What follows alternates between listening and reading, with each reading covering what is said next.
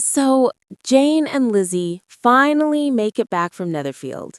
Jane looking like a Victorian ghost, pale and tired. Elizabeth looking like she's just fought God and lost. Yet, Mrs. Bennet is already planning floral arrangements. She launches herself at Jane like a stage mom at a pageant. My darling girl, how was your stay? Did Mr. Bingley care well for you? Did he fluff your pillows? Lizzie, exasperated. I did those things, not Charlie Bingley. Jane, bless her, smiles faintly. They were very kind, Mum. Elizabeth's eye twitches. You mean they weren't mean enough to throw me out while dying? Congrats, Mother. We've achieved basic humanity. Mrs. Bennet, she hears kind and runs with it like it's an Olympic baton. Do you hear that? Very kind. A man doesn't lend his mansion to a sick woman unless he's already picturing her in a veil. This is fate. Elizabeth stares. Mom, she had the flu, not an engagement. Now pause, because I need to ask you something, dear listener. Do you realize what's happening? People in 2025 are juggling inflation, housing crises, literal wars in the headlines, and this family is treating the common cold in a mansion like it's a royal coronation. I almost respect the delusion. Almost. Lydia and Kitty squeal like they've just been told they can go to Coachella. Jane's getting married! Jane's getting married! Elizabeth mutters. At this rate, Jane sneezes twice and Mom's calling the caterers. And then Mary. Yes, Mary, our queen of bad piano and worst timing. She clears her throat. In times of illness, it is foolish to confuse gratitude with affection. Compassion does not equal courtship.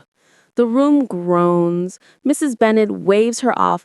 Quiet, Mary. You are determined to be unpleasant. But me, I sat up straight because Mary just dropped the first logical thought anyone's had in 3 chapters.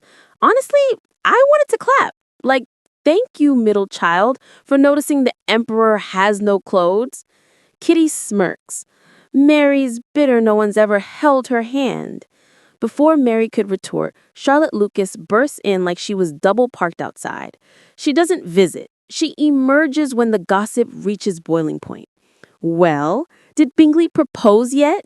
Jane blushed, about to explain that she mostly coughed on the man, but Mrs. Bennet cut her off like a hype woman at a rap battle. He will. Mark my words. Elizabeth side-eyed the heavens.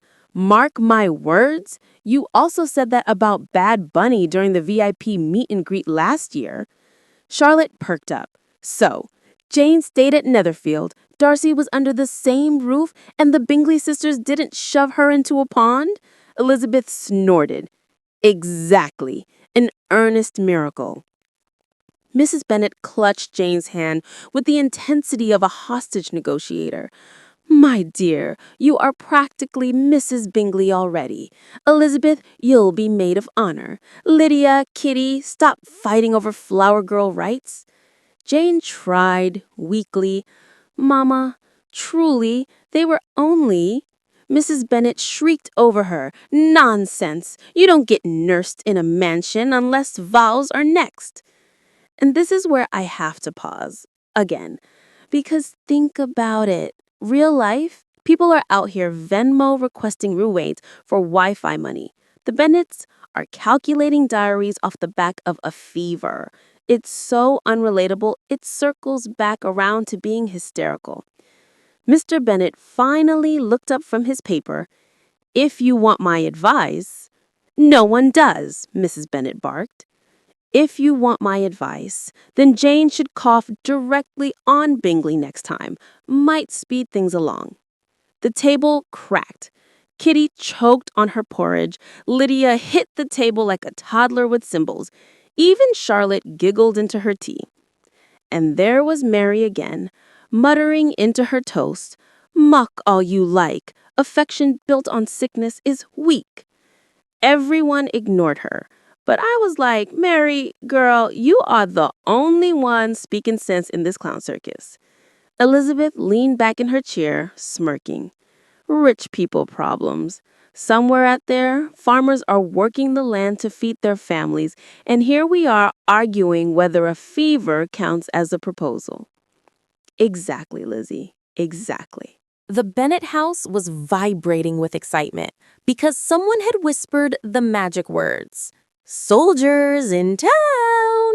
Not jobs, not relief packages, not affordable housing. Soldiers.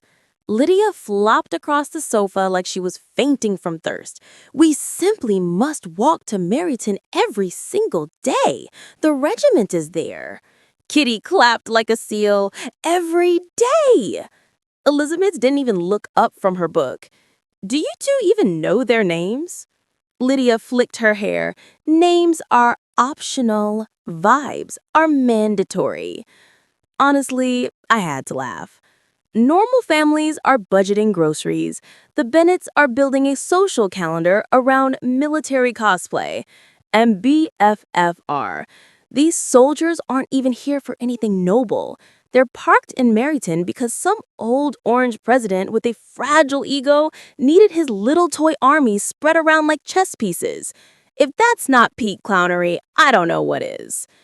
Mrs. Bennet clapped her hands. Yes, yes, walk into town daily. Nothing is more charming than a Republican micropenis. Oh, how delightful! Elizabeth groaned. Mother, they're men in uniforms, not shiny Pokemon cards. Mary, from her corner, piped up. Idle flirtation is a waste of moral energy. Officers are often reckless with women's hearts. Her words hung in the air like common sense at a conspiracy rally. The sisters rolled their eyes. Mrs. Bennet tutted, but I couldn't help nodding. Finally, a sane sentence in this circus. Mary, you're allergic to fun, Lydia sneered. Mary deadpanned. No, I'm allergic to stupidity. That's it. Carve it on her tombstone. Charlotte Lucas was sipping tea like she'd bought box seats for the chaos. So you're all chasing after soldiers now? Kitty squealed. Obviously. Elizabeth sighed. Rich people problems. Somewhere entire families are juggling rent and healthcare, and here we are calculating the romance per mile ratio of men with little dicks. Mary tried one more time. A woman should cultivate both her mind and her smile count. Mrs. Bennet practically screeched. And ends up an old maid? Never! Girls, fetch your purses. We're walking into town. Elizabeth looked straight at us, dead-eyed, silently begging for a transfer to any other family. And the wildest part? Nobody questioned it. The Bennetts were about to treat Meryton like Tinderlive, courtesy of Trump's traveling preschool of soldiers.